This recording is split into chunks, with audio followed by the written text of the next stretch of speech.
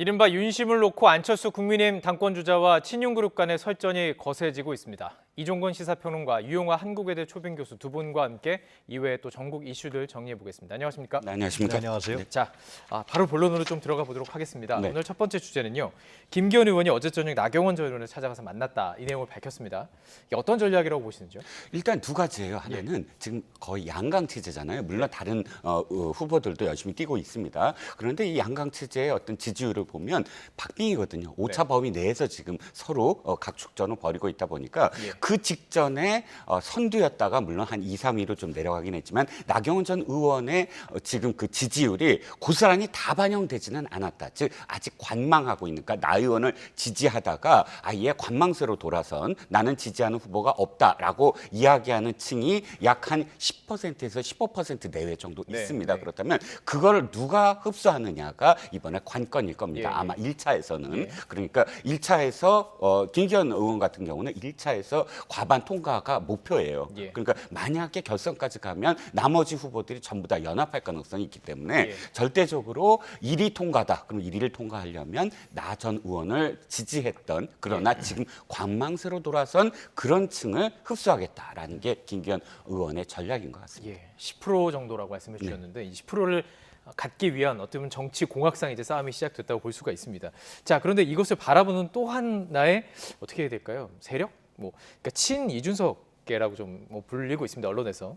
자, 김기현 의원의 이 같은 행보에서 친 이준석계에서는 어떻게 얘기했냐면 이게 더 글로리, 이게 그러니까 그 예. 학폭에 대한 어떤 그 복수하는 그런 내용이잖아요. 네. 그러니까 이걸 얘기하면서 김기현 의원이 찾아간 것은 나경원 의원에 대한 어떤 전 의원에 대한 학폭 가해자가 또 찾아가는 행태 아니야, 이렇게 얘기한 거예요. 이건 어떤 구조라고 보세요? 더 이게? 글로리라는 드라마를 비유한 것 같은데요. 네, 그러니까 이 전당대회가 이제 누가 이길 거냐, 몇 표를 이길 거냐 이런 공학적인 분석보다도 예, 국민의힘 전당대회에 갖는 의미, 그리고 전당대회가 지금 어디로 가고 있는지 이것이 더 중요하다고 하지 않습니까? 예. 그런데 지금 이 전당대회에서 벌어지는 것을 보면은 특히 김기현 의원이 또 누구냐, 나경원 전 의원을 찾아가서 도와달라고 불과 일주일만 해도 당신은 진짜 안 된다. 그리고 이제 윤핵관들이라든가 대통령실에서 이 윤심이 아니다, 윤 대통령이 결정한 거다, 해임에 대해서요. 예. 이렇게 집중적으로 공격해놓고 말씀하신 것 같이 이제 안철수가 여론조사에서 상당히 우위를 보이니까 예. 이미 오차범위 밖에서, 그러니까 이제 나경원 전 의원을 이제 잡으려고 하는 건데요. 네. 참 이러한 행태가, 저는 행태라고 표현하겠습니까? 하겠습니다. 그러니까 전당대회에서 특히 집권당 아닙니까? 집권당의 그럼 대표라 그러면은 지금 윤석열 대통령의 지지율이 30%에서 박스권에 갇혀 있는데 이걸 지지율을 올리기 위해서는 뭘 하겠다. 네. 여당으로서 기능을 어떤 걸 하겠다. 지금 난방비 폭탄에 국민들이 고통을 겪고 있는데 이런 민생 문제를 어떻게 해결하겠다. 국회에서 야당과 어떻게 협조해 나가겠다. 그래서 국정을 안정시켜. 이게 가장, 그건 ABC 아닙니까? 그런 얘기는 하나도 안 나오고요. 안 나오고 지금 윤심이 아니다, 반윤이다, 그런 식의 얘기들이 계속 나오면서 이런 식의 전당대회가 과연 무슨 의미가 있는지, 이게 집권 여당인데요. 예. 상당히 이 국민의힘이라는 정당이 과연 정당인가? 예. 저는 정치학적으로 분석해도 정책적인 어떤 비전 없이. 아니 정당이라고 예. 할 수가 없는, 정당이라는 건 특히 예. 공당 아니에요? 예. 국고부정까지 다 받아요. 예. 과연 정당이냐라는 문제에 대해서, 정당이라는 거, 정당 정치라는 거 이제 국회의 의사민주주의하고 직결되는 거란 말이죠. 네네. 근데 과연 정당이냐? 그럼 이해관계 집단이냐? 예. 저는 이해관계 집단도 같지도 않고 이것은 결국 윤석열 대통령에게 충성하기 위한, 윤심을 따르기 위한 이 줄서기 정당으로 전락하고 있는 거 아니냐? 줄서기 정당이다. 예, 굉장히 우려스러울 수밖에 없고요. 이렇게 되면은 사실상 국민의 고통이라든가 민생이라든가 또 여야 관계, 국회의 기능은 사실상 거의 추락하는. 그래서 전당대회라도 지금이라도 좀 이게 정치적 경쟁이 이루어질 수 있도록 바꿔야 하지 않느냐, 그런 생각이 듭니다. 네. 상당히 강도 높게 비판을 해주셨어요. 근데 지금 이 선거 과정 속에서 이루어지는 어떤 합종 연행 혹은 견제와 또 함께하는 그런 과정들을 정치적인 어떤 당연한 것으로 볼 수도 있고, 아니면 이게 정말 민생이라든지 정책은 소외된, 이렇게 볼 수도 있는 것 같습니다. 그걸 부분에 대해서 말씀을 하신 것 같은데, 그렇다면 파급력, 지지율, 과연 정말로 이 나경원 의원과의 연대가 이루어지거나 나경원 의원이 김기현 의원 측 혹은 안철수 의원 측과 연대가 이루어진다면 이게 지금 이런 식으로 바라본 사람들이 많다면 그냥 전혀 파급력이 없을 것도 같은데요. 파급력 있다고 보시는지요? 그렇지요. 두 가지예요. 하나는 이 전당대회가 어쨌든 흥행이 이루어져야 되잖아요. 흥행 없이 만약에 그들끼리의 어떤 축제가 된다고 한다면 네. 컨벤션 효과는커녕 그 이후에 국정 운영에 어떤 동력이 되지 못할 거예요. 그렇다면 당연히 어느 정도는 흥행이 이루어져야 되고 흥행이 이루어지려면 경선 후보들 간의 치열한 어쨌든 경쟁이 이루어져야 됩니다. 예. 그 경쟁이 지금 지적하셨듯이 가치의 경쟁이면 더욱더 좋겠죠. 그런데 이제 어찌됐든 그 정당이 어떤 경선 과정을 보면 사실상 상처는 많이 입어요. 경선 네, 과정에서 뭐 그건 어느 정당이든 마찬가지고요. 역사가 얘기해주고 있죠. 예. 네네, 그렇죠. 역사가 있죠. 예. 일단 지금 그 국민들이나 유권자들이나 혹은 당원들이 지켜보는 어떤 상황은 계속 그 가치의 어떤 그런 그런 그 경쟁을 원하고 있는 거고요. 당연히. 네. 그런데 한 가지 여기에 그 고려해야 될 것은 예. 집권 초반기라는 거예요. 여기서 한 집권 중반기 정도면 아마 그 대통령이나 혹은 국정 운영에 대해서 비판적인 목소리가 자유롭게 나올 수도 있어요. 왜냐하면 정권 창출을 해야 되는 어떤 시점이기 때문에. 그런데 네. 집권 초반기는 지금 가뜩이나 지금 여당이 지금 소수 여당이잖아요. 다수당도 아니고 예. 다수당에 언제나 끌려가는 어떤 입장입니다. 집권 여당임에도 불구하고 예. 그것을 지금 감안한다면 그리고 대통령이 제대로 자신의 어떤 국정 철학을 예. 반영을 하게 만들려면 어쨌든 대통령과 호흡을 집권 초기에는 어느 정도도 맞춰야 되거든요. 예. 그 맞추는 것에 대해서 표현이 임계점이 있을 것 같아요. 네, 네. 지금 이게 너무 윤회관이라고 이야기가 나와서 그것이 프레임에 갇혀버리면 예. 국민들이나 당원들로부터 또 다른 어떤 선택을 강요받게 되는 거고 예. 그렇지 않고 좀 전까지 예를 들어서 이 당대표가 마치 대통령을 흔드는 모양새 집권 여당의 당대표와 대통령실이 긴장하는 모양새 집권 초기에 네. 그것을 바라지 않는 그 보수 정당의 어떤 그런 당원들의 안정 희구라면 예. 지금의 상황을 또 받아들일 수 있을 것 같고요. 그래서 예. 좀 더 지켜봐야 되지 않을까. 이제 더 뜨거워질 것 같습니다. 더 뜨거워진다고요? 네. 알겠습니다. 자, 그래서 아마도 김기현 의원은 이제 나경원 전 대표와 뭐 본인이 20년 세월 동안 보수 우파 정통성을 지키기 위해서 동고동락했다 이런 얘기를 했던 것 같습니다. 그런 의미에서 했던 것 같고요. 자, 그런데 또 하나의 충돌이 이루어지고 있습니다. 이제 안철수 의원 얘기를 좀 하고 싶은데요. 유튜브 방송에서 윤핵관을 향해서 정말 좀 거친 이 정도로 얘기해도 되나 싶을 정도로 좀 세게 발언을 했습니다. 또 그에 대해서 지목당한 장제원 의원도 상대 대응을 했고 이 과정 어떻게 보셨는지요?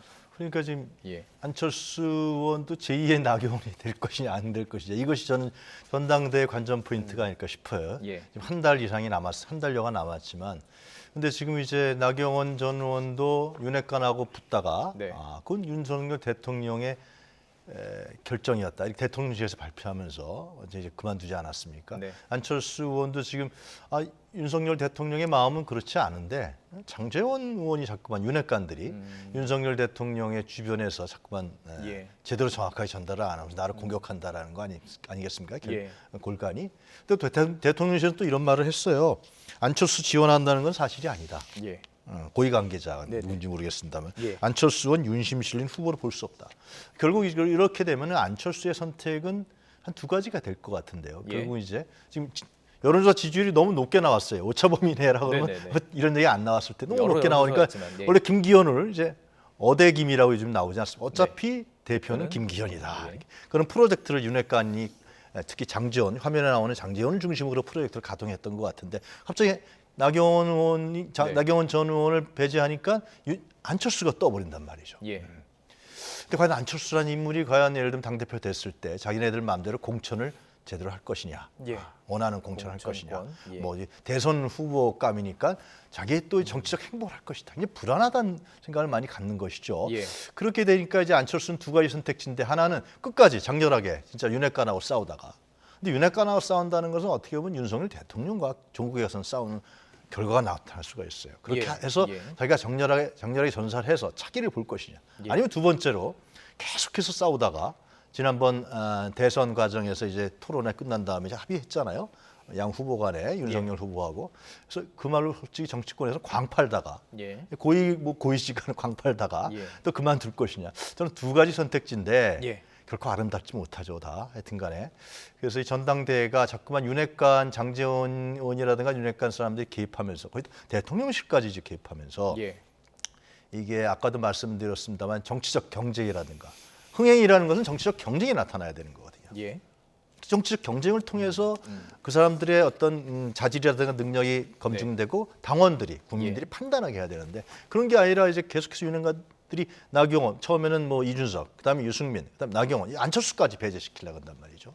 이렇게 되면은 결국은 남는 사람은 그럼 김기현과 그다음에 이제 김건희 여사의 전 팬클럽 회장했던 강신업 뭐 이렇게 이자 대결로 가는 거 아니냐. 물론 천하람 이런 사람도 있습니다만 그런 우려까지 드는 생각입니다. 자, 그렇기 때문에 장제원 의원 측에서도 안철수 의원의 어떤 좀 거친 발언에 대해서 즉각 반응을 한 것 같습니다. 그런 이유 지금 말씀하신 것처럼 그 장제원 의원이 이렇게 얘기했죠. 윤핵관에 대한 공격이 대통령을 무능하다고 직접 공격하는 것이다 이렇게 맞받아쳤어요. 그러니까 지금 과정 속에서 계속 대통령실의 그림자가 계속 나타나는 건 뭐 피할 수 없는 사실인 것 같습니다. 네. 조금 전에 말씀을 해주시기도 했고. 네네.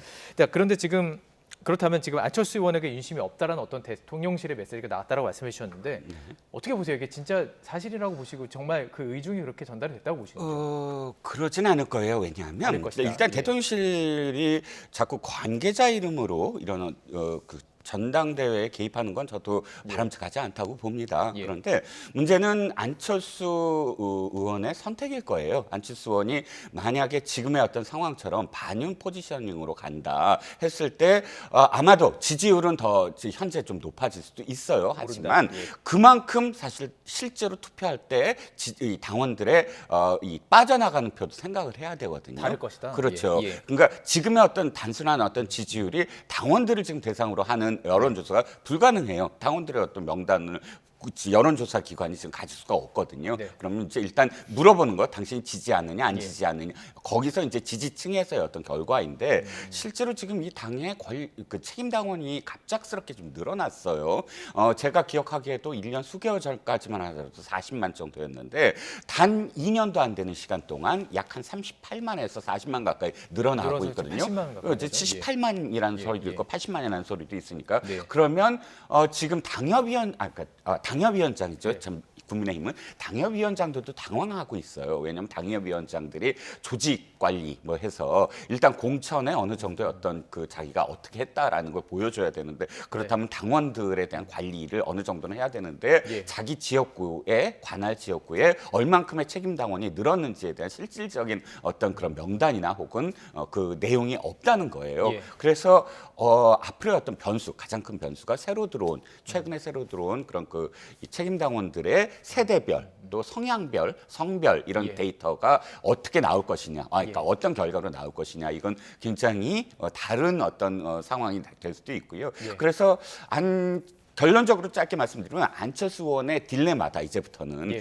자기가 완벽하게 반윤으로 갔을 때 나중에 그 천하람 만약에 4위까지 천하람 변호사가 당협위원장이 만약에 들어왔을 때 천하람 당협위원장과 손을 잡을 것이냐 말 것이냐 잡으면 당장 플러스 뭐 몇 퍼센트는 있더라도 자신이 갖고 있었던 그 지지층 중에 아니야 반윤은 안 돼라고 생각하는 지지층이 또 떨어져 나갈 가능성 이런 것들을 면밀히 고민을 해서 범윤으로 갈 것이냐 반윤으로 갈 것이냐에 대한 고민이 지금부터 시작이 됐다. 아니 근데 나경원이나 안철수나 한 번도 제 기억으로는 윤석열 대통령을 정치적으로 공격한 사례가 없었어요. 반윤핵관인 거죠, 그러니까. 그렇죠. 반윤핵관. 그것이 그런데 반윤으로 몰고 있잖아요 지금. 이건 배제한다는 것이죠. 김기현 의원이 상당히 모르겠습니다. 제 정치적 추정으로 봤을 때 상당히 관리하기 편할 것 같고 말도 잘 들을 것 같고 뭐 그런 생각 아니겠어요? 결국은 정치적 입지도 김기현 의원 같은 경우는 크지도 않고 대중적 지지도 없잖아요, 사람은요. 그러니까 잘 관리할 수 있을 것 같다. 이제 총선 때 공천할 때 자기네들이 원하는 사람들을 박을 수가 있다. 특히 TK 지역 같은 경우. 과거에 전두환 때 보면 하나의 사람들을 다 TK에 박는다고요. 뭐 그런 사례가 생각나는.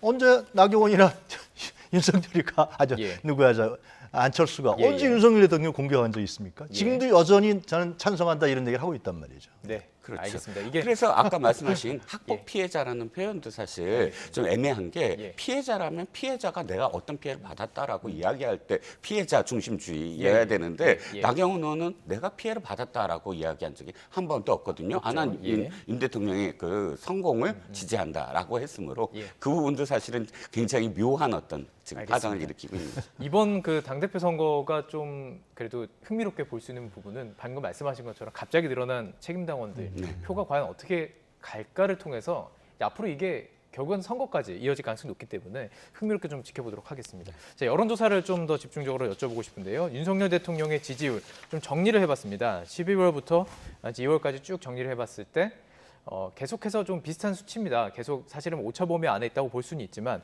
지금 보면은 결국에는 약간 긍정의 포인트가 약간 낮아진 상태예요. 좀 오르막에서 약간 내려오는 느낌.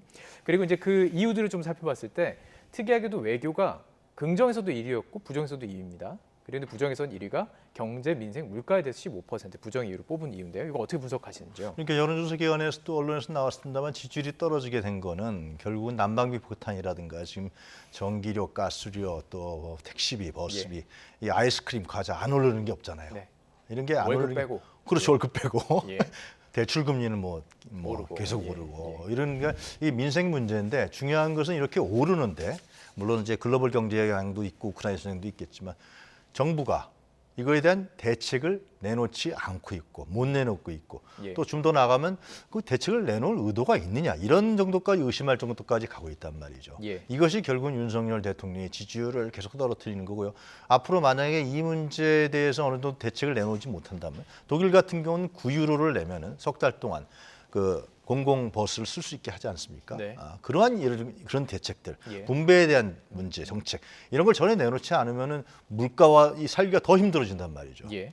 이거는 제가 봤을 때는 뭐 야당 이재명 또 뭐 저희 문재인 이 문제하고는 또 다른 문제예요. 예. 굉장히 국민의 생활과 삶과 직접적인 타격을 보는 거기 때문에 네. 윤석열 정부에 대한 국민들의 반감이 더 심해질 수 있다 그런 말씀을 드립니다. 아, 그렇군요. 지금 말씀하신 것처럼 경제, 민생, 물가는 참 지금 심각한 상태입니다.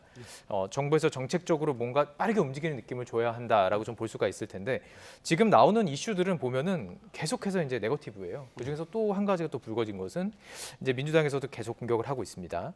대통령 관저 결정 과정에 역술인인 천공이 개입했다. 이게 한번 예전에 한번 나왔다가 다시 한번 이제 저서를 통해서 또 저서를 읽은 언론사에서 보도를 하면서 다시 이슈가 되고 있어요. 뭐 여당은 당연히 가짜 뉴스다 이렇게 맞서고 있는 상황입니다. 이게 좀 영향을 끼칠까요? 글쎄요, 그 영향이 이미 이게 이제 변수라기보다는 이제 상수가 좀 되어가고 있다. 왜냐하면 12월 6일에 이미 김종대 전 의원이 한번 이야기를 했고 예. 이번에 부승찬 전 국방부 대변인이 책을 통해서 이 쓴 것을 예. 뉴스토마토 한국일보가 받으면서 다시 한번 지금 부상이 됐습니다. 그런데 보면 김종대 전 의원은 누구한테 들었느냐 했더니 부승찬 전 대변인한테 들었다라고 이야기를 합니다. 그러면 김종대 의원이 직접 본 게 아니니까 일단 부승찬 전 대변인과 똑같은 얘기고요. 그럼 부승찬 전 대변인이 직접 봤느냐 그러면 직접 본 게 아니에요. 남영신 전 육군 참모총장으로부터 들었다는 겁니다. 그다음 남영신 전 육참총장은 직접 봤느냐 그러면 남영신 총장도 직접 보지 못했습니다. 부사관에 들었다. 그 당시에 공간을 지키고 있던 부사관한테 들었답니다. 예. 그렇다면 지금 부승찬 전 국방부 대변인이나 네네. 김종대 전 의원은 직접 본 당사자가 아니죠. 이를테면 저기 청담동 술자리 의혹의 그 남자친구와 비슷해요. 자기가 들었다는 거예요. 예. 들었으니까 자기가 직접 본 어떤 내용이 아니고 예. 그럼 직접 본 사람은 누구냐? 딱 한 사람밖에 없어요. 공간을 지키고 있던 부사관 한 사람입니다. 왜냐하면 이 책을 보면 이 당시에 대통령 이전 TF 단장이 김용은 단장이 직접 전화를 걸어서 공간을 지키고 있던 부사관에게 당신만 공간에 남아라. 라고 혼자서 남아라라고 얘기를 했고 그래서 혼자서 남아 있었고 두 대가 왔다 이렇게 얘기합니다. 그러면 본 사람은 그 얘기 그대로라면 그 책을 믿는다면 부사관 혼자밖에 없어요. 그리고 부사관이 남영신 참모총장한테 며칠 후에 보고를 했다는 겁니다. 네네. 최소한 이 두 사람이 이 사실에 대해서 어떻게 이야기하느냐가 중요하잖아요. 그렇다면 첫 번째 부사관은 2월 4일 뉴스핌에 직접 전화 인터뷰를 통해서 난 그런 사실 없다. 모른다라고 인터뷰를 했고 두 번째는 그 기사에 따르면 지인들 인터뷰도 했어요. 이 부사관의 지인들. 난 왜 그런 이야기가 돌고 있는지 모르겠다라고 지인들한테 이야기했다는. 그러니까 일단 직접 본 혼자 한 사람이 부인을 했습니다. 그러면 그걸 들었다는 남영신 육군 참모총장은 어떻게 얘기했느냐. 오마이TV에 직접 그러니까 음성으로 조정식 어퍼컷인가요? 거기서 앵커와 대화를 나누는데 이 앵커한테 이렇게 답변을 합니다. 나는 보고 받은 적도 없고 들은 적도 없다. 난 당시에 계룡돼 있었고 예. 그다음에 바로 그 저녁 직전이다. 네네. 이게 왜 이렇게 얘기 나왔는지 모르겠지만 그래서 자꾸 조정식 앵커가 이렇게 물어봅니다. 아니 들은 사람이 있댔는데요 라고 물어보자 예. 이렇게 대답을 합니다. 그럼 그 사람한테 직접 물어보세요. 나는 무관한 일입니다 라고 예. 답변합니다. 예. 그렇다면 결론적으로 얘기해서 앞에서 들었다는 두 사람 얘기는 예. 일단 제외해야죠. 왜냐하면 들은 거니까. 그런데 직접 보고를 받았다는 전 육참 총장도 예. 예. 그 사실을 부인하고 있고 예. 직접 봤다는 이 부사관도 두 번이나 12월 달에도 어쨌든 예. 부인을 공식적으로 했고 이번에도 인터뷰에서 부인을 했다고 한다면 이 사실이 더 이상 뭐 확산될 이유가 있나라는 생각입니다. 과정을 다 정리를 딱 해주셨습니다. 지금 과정을요. 자, 그렇다면 그 이후에 그 대응을 또 여쭤볼게요. 네. 자, 두 곳에 기자를 고발했습니다.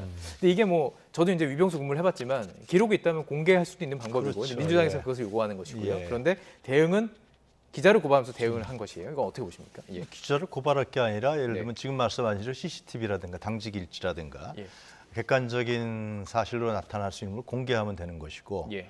기자는 그 부승찬 전 대변인의 그 출간하는 책, 예. 그 책을 보고서 쓴 거 아닙니까? 네. 그러면 언론중재위원회에 제소할 사항인 거죠. 왜 우리 얘기를 안 담았느냐? 예.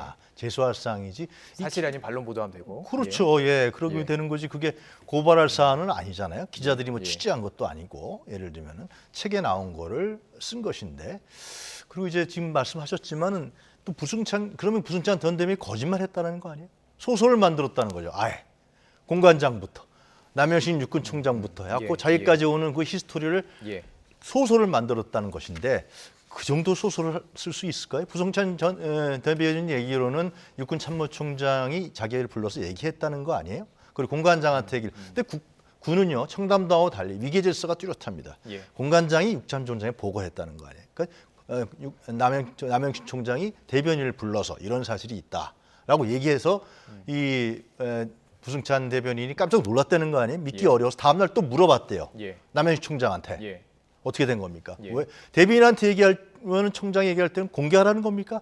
공개하는 건 아니고 당신 참고하고 있어라 이랬다는 거예요. 예. 근데 이것이 이제 뭐 밝혀지니까 당연히 그 남 총장이라든가 부사관 같은 게 감당할 수가 없겠죠. 지금 윤석열 정권 한데 네, 그렇기 네. 때문에 네. 어떤 얘기를 하는지 모르지만 이러한 히스토리를 봤을 때는 과연 부승찬 전 대변인 이걸 왜 만들어냅니까 그 사람은 지금 예. 퇴역했고 예. 그냥 일개 시민인데 예. 만들어낼 이 사람 정치인도 아니잖아요. 예. 이 만들어낼 이유가 합당한 건 저는 없다라는 예. 생각이 들기 때문에 이건 조사를 해야죠. 조사를 하고 알겠습니다. 수사를 하고 예. 뭐 예. 국민의힘 네. 민주당에서는 예. 청문회 하겠다 그러지 않습니까? 예. 천공 불러서 예. 천공 그런 사실이 있는지 천공 아무 얘기도 없어요 지금요. 예. 굉장히 오르락내리락한 사람 아니에요?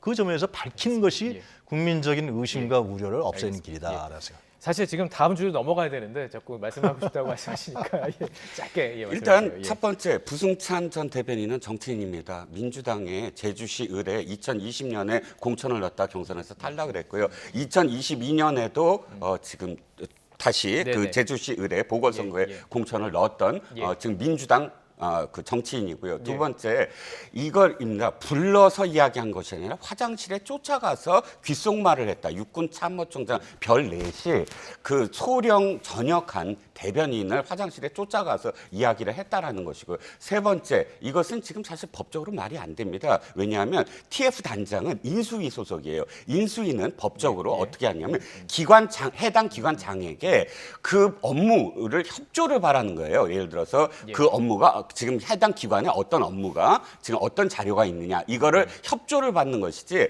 기관에 어떤 소속돼 있는 사람한테 직접적으로 전화를 해서 문을 열어라 마라 이럴 권한이 전혀 없고요. 예. 당연히 그다음에 공관 부사관은 누군가 전화가 와서 인수위 사람이 전화가 와서 문을 열라고 했다면 네. 당연히 직보를 해야 됩니다.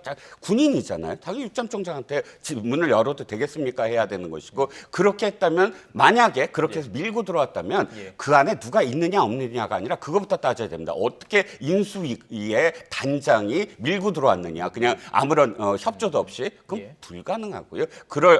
그거부터 사실 민주당이 따지지 아니한 건 예. 일단 거기에 대한 어떤 증거가 정확하게 뚜렷하게 없다는 것이고요. 알겠습니다. 이 주제로 마무리를 할게요. 간단해요. 시간 드리고 마지막으로 간단해요. 발언. 예. 이거는요. 네.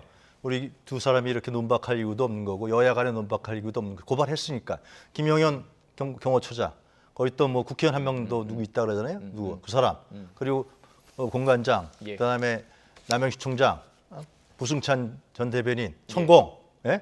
다 불러서 예. 검찰에서 제대로 수사하면 됩니다. 조사하고. 알겠습니다. 그거 안 하고 저 부승찬 대변인만 고발해서 기자들하고 조사한다는 건 예. 이건 덮는 거죠. 알겠습니다. 그 사실의 과정 속에서 조사 과정을 통해서밖에 밝힐 수 없는 것이 사실 뭐 현대 뭐 이 모든 과정이기 때문에 조사 과정이 이루어지는 과정 속에서 또 어떤 이야기들이 나오는지 좀 관심 갖고 지켜보도록 하겠습니다. 이종근 시사평론가 또 유용한 한국외대 초빙 교수와 함께 이야기 나눠봤습니다. 고맙습니다. 네, 고맙습니다.